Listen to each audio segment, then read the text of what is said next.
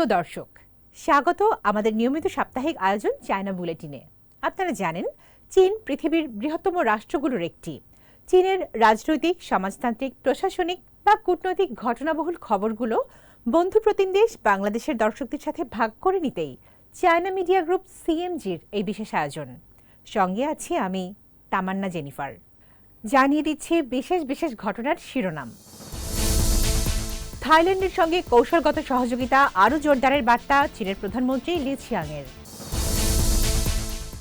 অংশীদারত্বের ভিত্তিতে চীন ইউরোপ সম্পর্কের আহ্বান চীনের পররাষ্ট্রমন্ত্রী ওয়াং ইর।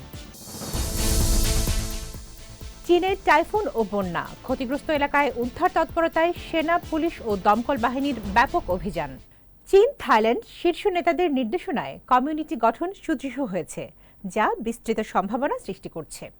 দ্বিপাক্ষিক লাভজনক সহযোগিতাকে উচ্চতর পর্যায়ে নিয়ে যেতে থাইল্যান্ডের সঙ্গে কাজ করতে প্রস্তুত চীন, এমন মন্তব্য করেছেন চীনের প্রধানমন্ত্রী লি ছিয়াং। সোমবার বেইজিংয়ে থাইল্যান্ডের প্রধানমন্ত্রী আনুতিন চার্নভিরাকুলের সঙ্গে বৈঠকে লি ছিয়াং আরও বলেন, চীন থাইল্যান্ডের সঙ্গে উন্নয়ন কৌশলের সমন্বয় জোরদার, উচ্চমানের বেল্ট অ্যান্ড রোড সহযোগিতা এগিয়ে নেওয়া, দ্বিপাক্ষিক বাণিজ্যের ইতিবাচক প্রবৃদ্ধি বজায় রাখা এবং উদীয়মান খাতে সহযোগিতা সম্প্রসারণের মাধ্যমে যৌথ সমৃদ্ধি অর্জনে কাজ করতে প্রস্তুত। চীনে প্রথমবারের মতো সরকারি সফরে থাকা থাইল্যান্ডের প্রধানমন্ত্রী আনুতিন চার্নভিরাকুল বলেন, থাইল্যান্ড আন্তঃসীমান্ত অপরাধ দমনে তার প্রচেষ্টা আরও জোরদার করবে এবং চীনা পর্যটক ও প্রতিষ্ঠানগুলোর জন্য একটি নিরাপদ ও অনুকূল পরিবেশ নিশ্চিত করবে।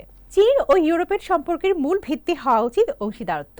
তাই অর্থনৈতিক ও বাণিজ্যিক বিষয়কে রাজনৈতিকভাবে না দেখে গতিশীল বাণিজ্যিক সম্পর্ক গড়ে তোলার আহ্বান জানালেন চীনের পররাষ্ট্রমন্ত্রী ওয়াং ই। মঙ্গলবার বেইজিংয়ে ইউরোপীয় পার্লামেন্টের পররাষ্ট্র বিষয়ক কমিটির চেয়ারম্যান ডেভিড ম্যাক অ্যালিস্টারের নেতৃত্বে বিভিন্ন রাজনৈতিক দলের প্রতিনিধিদের সাথে বৈঠকে এসব কথা বলেন ওয়াং ই। ইউরোপকে চীনের প্রতি যুক্তিসঙ্গত ও গঠনমূলক নীতি গ্রহণের মাধ্যমে দ্বিপক্ষীয় সম্পর্কের দীর্ঘমেয়াদী উন্নয়ন এগিয়ে নেওয়ার আহ্বান জানান ওয়াং। এ সময় ইউরোপীয় প্রতিনিধি দল জানায়, ইউরোপীয় ইউনিয়ন চীনের সঙ্গে সম্পর্ককে অত্যন্ত গুরুত্ব দেয় এবং পারস্পরিক বোঝাপড়া ও সহযোগিতা আরও জোরদারে আগ্রহী। এদিকে দক্ষিণ পূর্ব এশীয় দেশগুলোর সংগঠন আসিয়ানের সঙ্গে সহযোগিতা আরও জোরদার করতে প্রস্তুত চীন বলে জানিয়েছেন চীনের পররাষ্ট্রমন্ত্রী ওয়াং ই। মঙ্গলবার ফিলিপাইনের ম্যানিলায় আসিয়ানের মহাসচিব কাও কিম হর্নের সঙ্গে বৈঠকে ওয়াং বলেন, চীন ও আসিয়ানের অভিন্ন স্বার্থ রক্ষা, গ্লোবাল সাউথের বৈধ অধিকার ও স্বার্থ সমুন্নত রাখা এবং ন্যায়সঙ্গত আন্তর্জাতিক ব্যবস্থা গড়ে তুলতে চীন আসিয়ানের সঙ্গে কাজ করতে প্রস্তুত।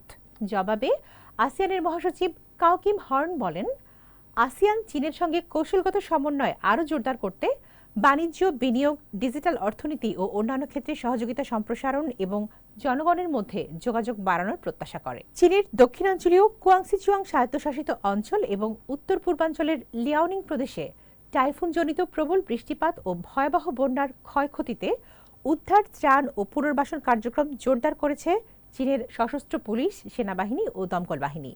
বিচ্ছিন্ন হয়ে পড়া জনপদে মানুষের জীবন স্বাভাবিক করতে দিনরাত কাজ করছেন উদ্ধারকারীরা। কুয়াংসিতে বছরের 10ম টাইফুনের প্রভাবে সৃষ্ট প্রবল বৃষ্টিপাতে পার্ল নদী অববাহিকার বিস্তীর্ণ এলাকা প্লাবিত হয়েছে। এতে অন্তত 39 জনের প্রাণহানি সহ বহু গ্রামীণ জনপদ ক্ষতিগ্রস্ত হয়। দুর্যোগ পরবর্তী পুনর্গঠনের সহায়তার জন্য চীনা গণমুক্তি সেনাবাহিনী 2200-এরও বেশি সৈন্য ও মিলিশিয়া মোতায়েন করেছে। তারা কাদা ও ধ্বংসাবশেষ অপসারণ, জীবাণুনাশক ছিটানো, মহামারী প্রতিরোধমূলক ব্যবস্থা গ্রহণ এবং ত্রাণ সামগ্রী পরিবহনের পাশাপাশি বয়স্কদের নিরাপদ স্থানে সরিয়ে নেওয়া, ক্ষতিগ্রস্ত এলাকাগুলোতে যোগাযোগ পুনঃস্থাপন এবং স্বাভাবিক জীবন ফিরিয়ে আনতে নিরলস কাজ করে যাচ্ছেন। দর্শক, এই ছিল আমাদের এবারের আয়োজনে। আবার দেখা হবে চীনের সমসাময়িক খবর নিয়ে আগামী সপ্তাহে একই দিন একই সময়ে। অনুষ্ঠানটি সামাজিক যোগাযোগ মাধ্যমেই দেখতে ভিজিট করুন www.facebook.com/cmg বাংলা এবং ইউটিউব চ্যানেল সিএমজি বাংলা। দেখার আমন্ত্রণ। চাই চিয়েন।